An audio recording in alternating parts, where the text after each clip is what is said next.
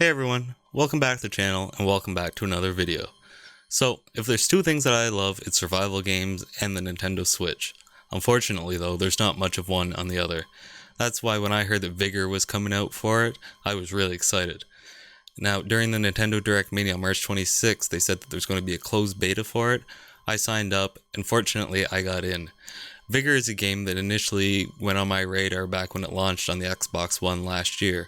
Unfortunately, I never got to play it because I don't have one. So finally, now is my chance. I got into the beta. I'm ready to give you my impressions.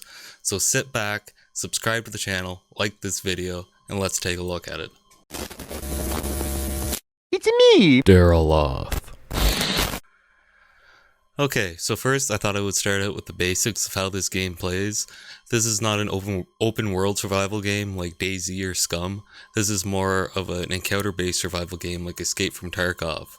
So what that means is you choose your loadout, whatever weapons, ammo, consumables that you want to take into the encounter with you, and then you go in and you loot containers, you try and find resources and weapons, ammo, blueprints, and you can also take out other players and you can loot them, and other players can take you out. If they take you out, you lose everything you have unless you bought insurance for that particular encounter.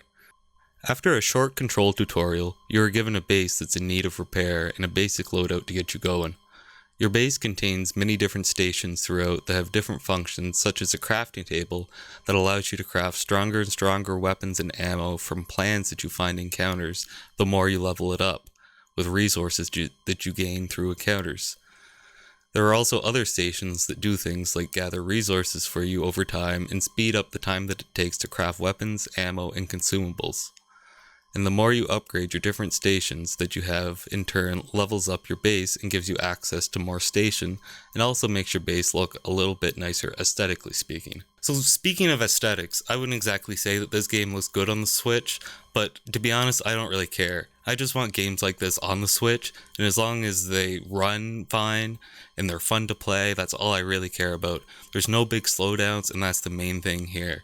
My one big complaint though is that when you're playing in handheld, the text is really small and it's really hard to see, so I'd like an option to increase the size of that. I mean, once you play for so long, you can sort of just tell by what the things are by the pictures, but still, it'd be nice to be able to read what it says from time to time. Oh, and another complaint that I would have about the graphics is I think it's a glitch, but when you scope in with some of the larger scopes, there's actually no reticule, so it's pretty hard to tell, how to aim or anything like that when it's just magnified with nothing else. But hopefully they get that fixed, and it's just a glitch, like I said. So, the good thing about Vigor is that it's free to play. And also the bad thing about Vigor is that it's free to play. And so that means that there's a premium currency, which in this game is called crowns. Now, with crowns, you can use it to do things like speed up your crafting, like whatever you have in queue, you can use it to speed up, or if you have a certain station that's going to take 10 hours to craft, you can use your crowns to speed that up, but have it done instantly. Things like that. But where the real fun comes in with crowns is on the loading screen. On the loading screen, you can see everyone that you're going up against in that encounter, and you can actually check out the gear that they have, what loadout they brought in, and so you sort of know where you stand against them based on what you have and, your particular skill level, I guess. It is during this screen that you can use your crowns to purchase insurance to save your loadout in case you don't make it out. You can also buy perks that increase the amount of loot that spawn into the match and the rarity of the airdrop. This can be pretty fun because if you see that maybe you're better geared than everyone else, you can pump your crowns into gear and airdrop and hope to come out big. Now, you might have heard me mention an airdrop in the last paragraph. So, during each encounter, there will be an airdrop that appears after some time. One fun aspect of this is that there are special locations on each map that allow you to change the drop zone of the airdrop. I had it happen to me where I was hunkered down in a good location for an airdrop, only to have its location changed across the map not long before it dropped. After the airdrop happens, a radiation storm will wash over the map that will do damage over time. So once the airdrop comes, it's time to start making your way to one of the extraction points on the map. Stay in one of these for 10 seconds and you will return to base, not only with loot, but with XP as well. As you gain XP, you will level up, which will reward you with things such as crates, skins, resources, weapons, and more. All the maps I played in Vigor are pretty fun. They're a little bit on the small side, but I think that's okay. It keeps the traveling between locations pretty short. It always ensures that there's some encounters that happen on the map. You can always hear some gunfire not far away, which helps considering there's no NPCs in the game. It's not like there's scavs like in Escape from Tarkov. My other complaint would be that there's no gyro control on the Switch, and I think that pretty well every game on the Switch, every shooter game on the Switch, should have gyro control at this point. Once you play with gyro control, it's pretty hard to go back. I find the control is kind of janky without it, and I think it would benefit a lot from having gyro control.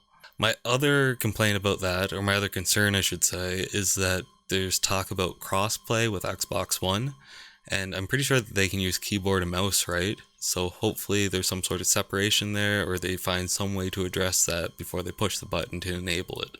All in all, I really enjoyed my time with the beta for Vigor on Switch. I'm really looking forward to when it releases.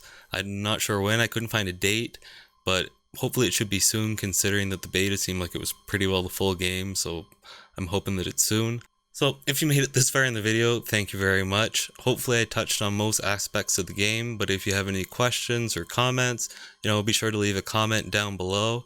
And if you like the video, be sure to hit the thumbs up. If not, hit the other one. If you're not subscribed already, I'd really appreciate it if you would hit that subscribe button. I'd friggin' love to hit 1,000